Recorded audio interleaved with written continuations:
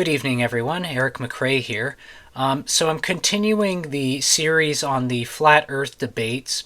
If you remember in the previous video, I addressed the flat earthers who are kind of infiltrating into the churches, even into my own denomination I'm a part of, and probably all of them, I'm assuming by now. And so I dealt with that by giving sort of examples of how we can test to confirm for ourselves that the Earth is indeed a sphere. And I also provided an informational resource in terms of website URL for the Greenwich Museum site, which has a page dedicated to debunking the claims that the lunar landing by the Americans was fake. And so the common claims they made against the lunar landing, these people have addressed it with explanations, and if you look for it yourself, you will see they are pretty solid. But now the focus here is going to be the atheistic agnostic crowd, especially the antagonistic anti-Christian sort of ones who tend to go proliferating this story that Christians have historically believed in a flat earth. They've been anti-science, kind of stupid as a group, and persecuting scientists and hindering advancement of science and fighting against the teaching that there's a spherical earth. She's around, she's a firm, she's a fully packed, she's around like my head. She's flat like your head. And the problem with this claim is that it's not actually true. And we know what the origins of the claim are, and they don't go very far back in time. In fact, they go about as far as some point in the 1800s, and no earlier than that. In other words, what we kind of have happened is the atheistic community, especially this sort of Darwino-Marxist crowd, in a bid for power and authority, has historically propelled a narrative to impressionable young children to teach them from youth a version of history that was never true. You will find this as you research history, and we'll go through some of that history here today. So to begin the backdrop of here, we actually have a historian by the name of Jeffrey Burton Russell, who he really wrote extensively to expose the fact that a common belief of the modern atheistic peoples have spread that the historical church organizations unanimously believed in a flat earth, that this claim is not accurate to real history. And interestingly enough, this book written by Jeffrey Burton Russell was reviewed by the world-famous evolutionist Stephen Jay Gould, and he promoted the concept of punctuated equilibrium. If you remember Stephen Jay Gould, he had his own unique brand of evolution, so he was very much a free thinker, not one to submit to the crowd, but one to come to his own opinions and to try to reconcile his beliefs with sort of weak points to try to improve it. And so that's why he was able to sort of think differently from the crowd and be objective in this. So he actually read the book by Jeffrey Burton Russell, and he commented on this book in a review, and he said, quote, "There never was a period of flat earth darkness among scholars, regardless of how the public at large may have conceptualized our planet both then and now. Greek knowledge of the sphericity never faded, and all major medieval scholars accepted the Earth's roundness as established facts of cosmology." And that's from Gould S.J., The Late Birth of a Flat Earth, Dinosaur in a Haystack, Reflections on Natural History, first paperback edition, page 38 to 50, New York, Three Rivers Press, NY 1997.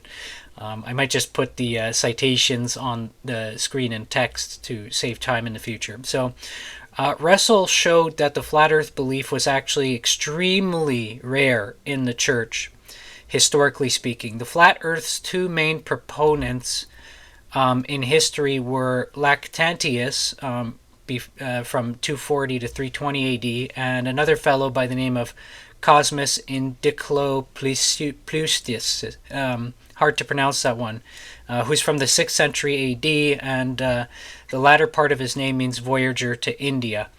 And so these are really just two people that taught a flat earth who were actually outweighed by tens of thousands of Christian theologians, poets, artists, scientists, and rulers who all with one voice affirmed that the earth is round.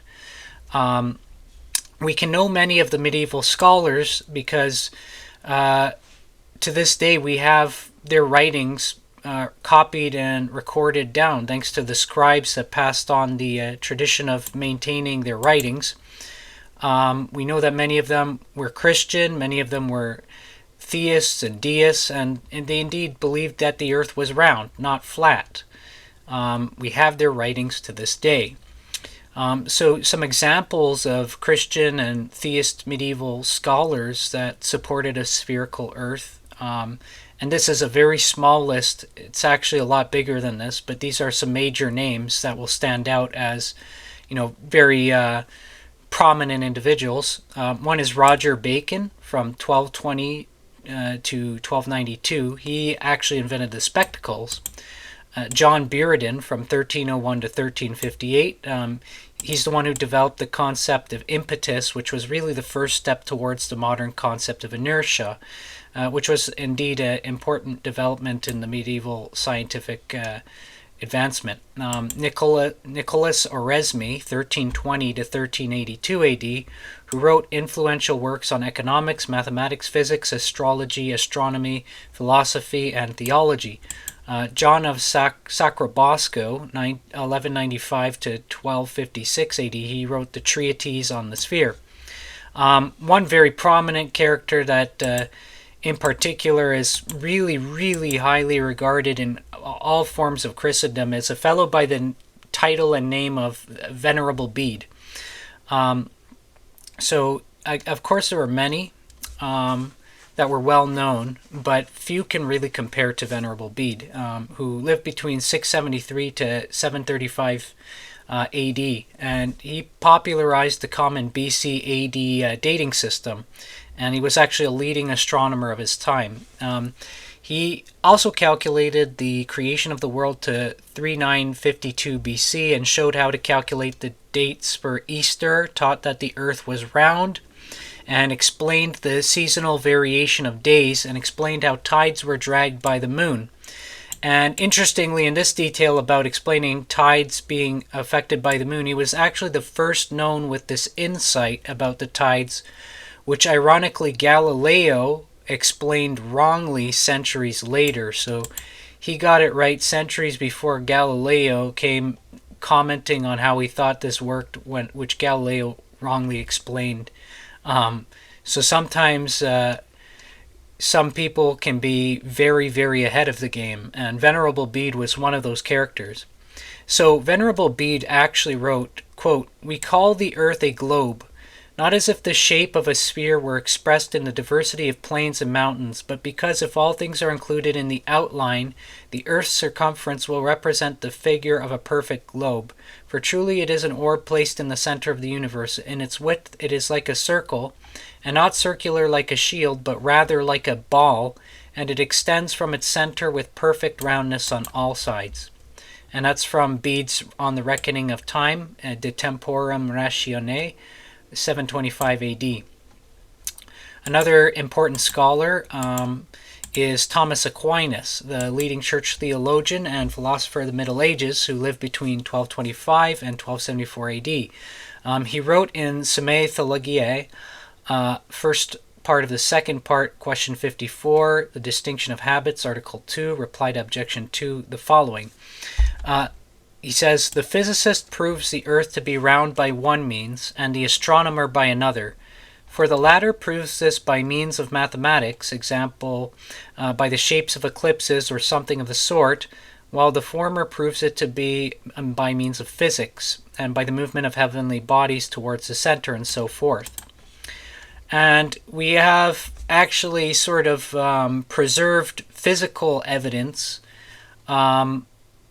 past just the writings of things that have been chronicled in history in terms of letters and homilies and commentaries and scientific papers. We also have physical elements of kingship that demonstrate that really the medieval kings, going back as far as the 5th century AD, really believed that the earth was a sphere. And a great example of this is the globus cruciger, or the cross-bearing herb. orb. Herb. No, orb. So, as early as the 5th century AD, medieval European kings commonly carried this symbol called the globus cruciger, which is again Latin for cross-bearing orb, as a Christian symbol of royal power. The orb, usually a golden sphere, represented the spherical earth. The cross over the orb was to symbolize Christ's lordship over the entire earth. I bet the super anti-church writers will, the ones that are going around attacking Christians with terms like churchianity and all the fake mythicist claims, would probably try to wrongly associate it with a phallic fertility symbol or something, because, you know, once you're trying to see something you want to see, you'll see the illusion everywhere. And thus they would probably wrongly assume it to be blasphemous and not even have an idea what it's actually about. So just to remind people, the sphere shape means it's the earth. It's definitely not a phallic symbol. The cross is over it, so it's about Christ's dominion on the planet.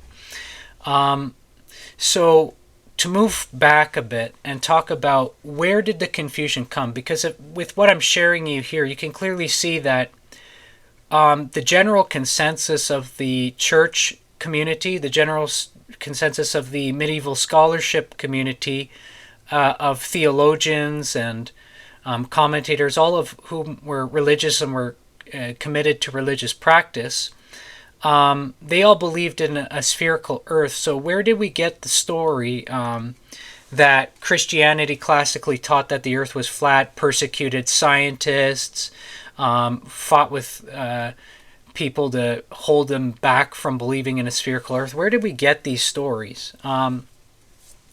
So the whole drama, it revolves around Christopher Columbus and some books that were written about him much later after the fact.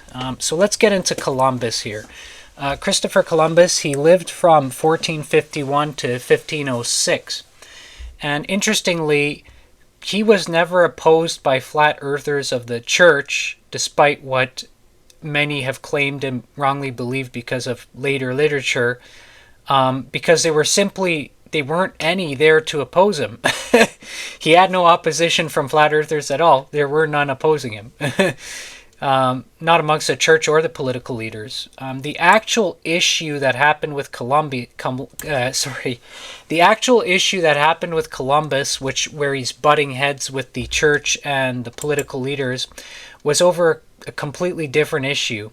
And that issue was that he was trying to reach India by sea, the long way around the earth. But in order for that journey to be possible, the ships needed to carry enough provisions, food and fresh water for the entire length of said journey.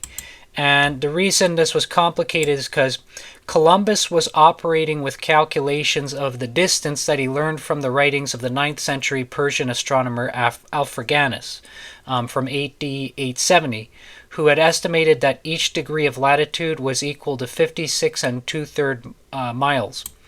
And the problem here is that when Alfraganus used the term miles, he was referring to the Arabic mile of 1,830 meters. But Columbus thought that Alfraganus meant the Roman mile, which is just 1,480 meters, significantly less.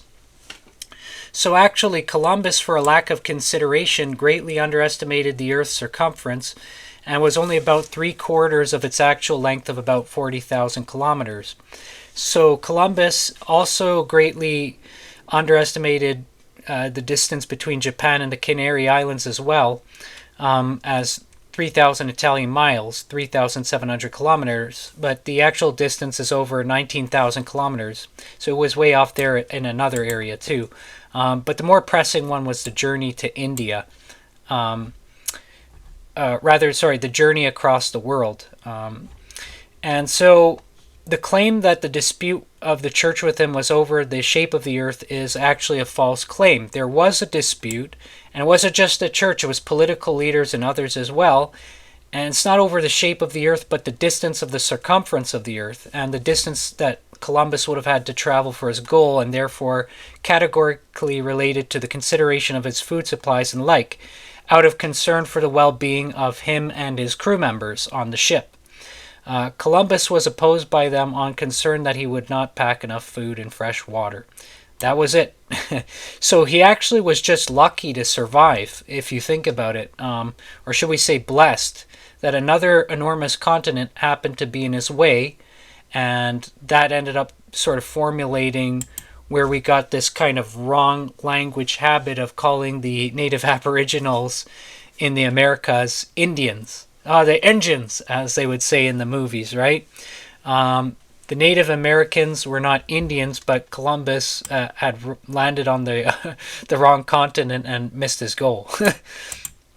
So Columbus also did not know about the discoveries made by the Vikings centuries earlier and still thought he had landed in the East Indies, the name for the Indian subcontinent. The end result of this mistake continues to this day, as we just described. Many Aboriginal and Native Americans, they're still wrongly called Indians because of this habit. So the myth that the scientists and scholarship of the Church of the medieval ages believed a flat Earth, suppressed belief in a spherical Earth, and opposed Christopher Columbus to maintain some hegemony of a belief of a flat Earth, and they're this anti-science, dumbed-down group. It's total fiction, but it really originates from this fictional book called The Life and Voyages of Christopher Columbus, published in 1828 and authored by a fellow named Washington Irving, who is also the author of Rip Van Winkle, one of America's first best-selling writers, actually. He admitted that he was apt to indulge the imagination. Imagination, of course, including a dramatic and exciting story where the church could serve as the enemies of the human progress with some crazed belief in a flat Earth. Postafazoon. She's around, she's a firm, she's a fully packed. She's around like my head. She's flat like your head. Tantalizing the senses for drama and conflict where it didn't really exist. So afterward, secularist scholars began to flock to his book for cause of their lack of research into actual history, or rather not completely spending the time in history that they should have, and not really giving care to Christian scholars of the past. They either assumed this book was the truth or treated it that way, not treating it as the fictional book it was, but actually treating it as nonfiction, viewing it as a scholarly document, and then weaponizing it as a tool to beat up Christians intellectually with. So the main people pushing this move to sort of normalize this belief that Christianity had been believing in a flat earth and had been opposing science and opposing the spherical earth concept were actually the late 19th century anti-Christian bigots John William Draper, who wrote The History of the Conflict Between Religion and Science in 1874, and Andrew Dickson White, who wrote The History of Warfare of Science with Theology in Christendom, 1896. This gave the false claim that re-envisioned a history that never existed where the church suppressed science, as these men were competent in their own respects. So the methodology that gets pushed this is these guys are actually pretty well educated and competent in some area or another. Draper was a skilled chemist and photographer of the first president of the American Chemical Society. So he's got this area where he's very competent and strong, mentally, intellectually, in all of these areas pertaining to chemistry, but he's actually very weak and not competent quite at all if looked at as a historian. But the average Joe, they did not see through that at the time. Andrew Dixon, he was a disgruntled Episcopalian and the founder of Cornell University as the first explicitly secular university in the United States. And by the way, I want to hold this thought here for a second. I'm going to give you more background here, but I want you to take a look at this. I'm going to put some pictures on the screen as I edit the video. Cornell University, notice some of the alumni that have come out of this university. Interesting, isn't it? Fauci? Fauci, the guy behind, pushing this garbage tied to the scamdemic, the vaccines. Bill Nye, the guy trying to constantly keep people stuck in the belief in Darwin's mythologies. Yeah, can't make that up. Fascinating. Yeah, definitely not a coincidence. So, at any rate, the reason many modern atheists and anti church, anti Bible skeptics believe that Columbus was opposed on grounds of the shape of the earth and make up this persecution of scientists story, that's traceable. We know where it comes from. So, both of these books, they were poorly written polemics against the church, relying heavily on the works of Cosmas Indiclapitiosus, the monk, who lived in the 6th century, which we mentioned earlier, and they basically cherry-picked this guy and presented him as representative of the church as a whole and the general consensus and the scientific authority of the church in terms of, you know, the Christian theologians who engaged with science and were also functioning as scientists or involved in the scientific community and in the schools and the universities.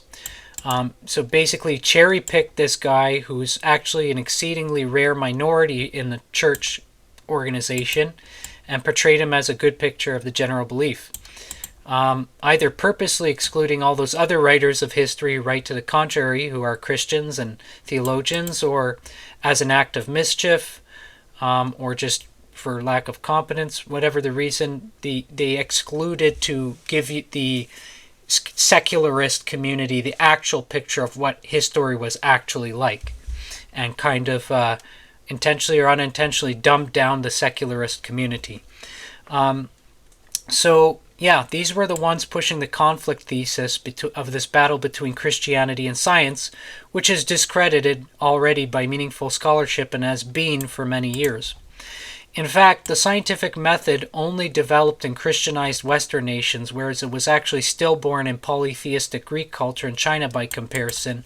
And while it's true there was never a real like anti-theist culture there before, there's not really a reason to expect science to develop in an anti-theist culture, because we get the concept of scientific laws from the concept of a lawmaker, God being the lawmaker, the one who speaks forth the law, like law of Moses, moral law, well, law of gravity, laws of thermodynamics, laws of entropy. We believe there's a lawmaker for the laws, not the laws happen to spontaneously come into existence and could be found out for whatever reason, and then, oh wow, like let's just assume there were multiverses theory and maybe there's another universe where there's no law of gravity. That doesn't make sense. That's just nonsense, right? There's no way to see that or test that or observe that, therefore not scientific. So actually, if you had an anti-theistic culture, say take it back, stick it in 300 BC or wherever you want to stick it, that culture is actually going to be the least likely on Earth to develop a scientific community and scientific advancement.